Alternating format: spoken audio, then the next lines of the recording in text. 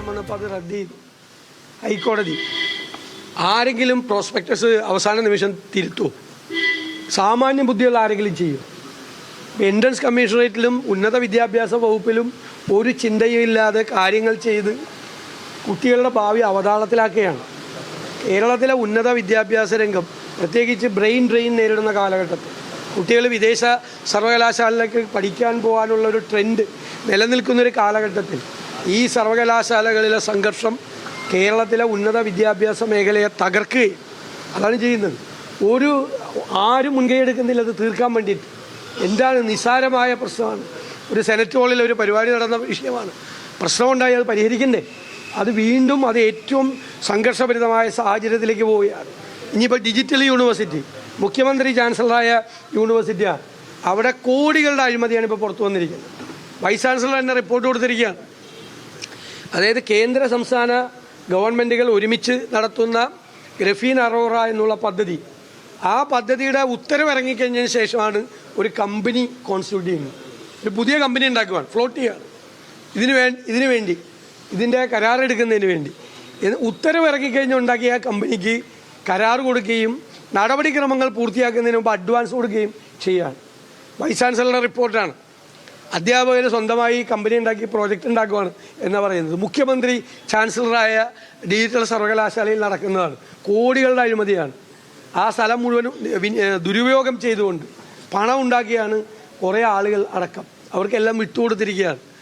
ആ കമ്പനി ഇപ്പോൾ graphene engineering and innovation company എന്ന് പറയുന്നൊരു കമ്പനിക്കാണ്, ഇന്ത്യ ഗ്രഫിൻസ് എന്ന് പറഞ്ഞ കമ്പനിക്കാണ് കരാർ കൊടുത്തിരിക്കുന്നത്. ഇങ്ങനെ ഒരു പ്രോജക്റ്റ് നടപ്പാക്കാൻ തീരുമാനിച്ചതിൻ്റെ ഉത്തരവ് ഉണ്ടാക്കിയതിന് ശേഷം മാത്രം ഉണ്ടാക്കിയ കമ്പനിയാണ്. ആ കമ്പനിയിൽ ആരൊക്കെയാണെന്ന് നിങ്ങളൊന്ന് അന്വേഷിച്ച് നോക്ക്.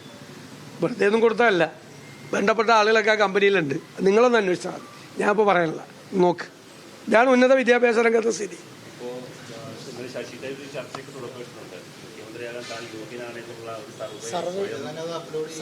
സർവേ ഞാൻ കണ്ടില്ല. കുറേ സർവേ എല്ലാ ദിവസവും വരുന്നുണ്ട്, ഇഷ്ടംപോലെ സർവേ ഉണ്ട്. എല്ലാ സർവേയെ കുറിച്ച് ഞങ്ങൾ എന്തിനാ അഭിപ്രായം പറയണം?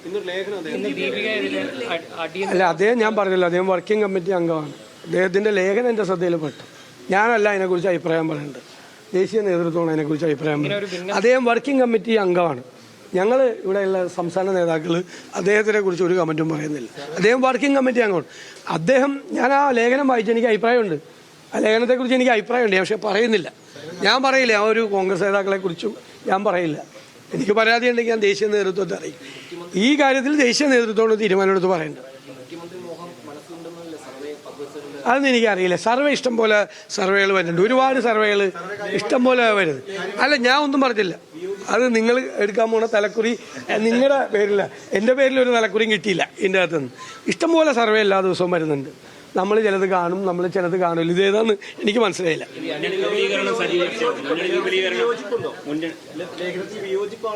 ഞാനൊന്നും പറഞ്ഞില്ലല്ലോ. അത് അഭിപ്രായം നിങ്ങളോട് പറയണെങ്കിൽ ആദ്യമേ തന്നെ പറയില്ല അഭിപ്രായം. ഞാൻ പറയില്ല. അല്ലല്ല, ഞാനൊന്നും ഈ UDF-ന്റെ അജണ്ടയിൽ, ഇന്നത്തെ അജണ്ടയിൽ അത്തരം ഒരു കാര്യങ്ങളും ഇല്ല. ദീർഘകാലത്തെ അജണ്ടയിൽ ഞങ്ങളുടെ സംഘടനാപരമായ UDF-ന്റെ അടിത്തറ, ജനകീയ അടിത്തറ വിപുലപ്പെടുത്തുന്നത് ദീർഘകാല അജണ്ടയിലുണ്ട്, ഇന്നത്തെ അജണ്ടയിലില്ല. നിങ്ങൾ വെറുതെ വാർത്ത ഉണ്ടാക്കുകയും വേണ്ട. ഇന്നലെ മിനിയാന്നൊക്കെ നിങ്ങൾ വെറുതെ ഇങ്ങനെ വാർത്ത ഉണ്ടാക്കുക. ഇന്നത്തെ അജണ്ട ഞങ്ങൾ രണ്ടുപേരും കൂടി ബാക്കിയുള്ള നേതാക്കന്മാരോട് എല്ലാവരോടും, ഞാനും UDF കൺവീനറും കൂടി ഒരുമിച്ച് ബാക്കിയുള്ള നേതാക്കന്മാരോട് ആലോചിച്ച് തീരുമാനിച്ചാണ്. ഞങ്ങൾ തീരുമാനിക്കാത്ത അജണ്ട നിങ്ങൾ കൊടുക്കരുത് ദയവ് ചെയ്ത്.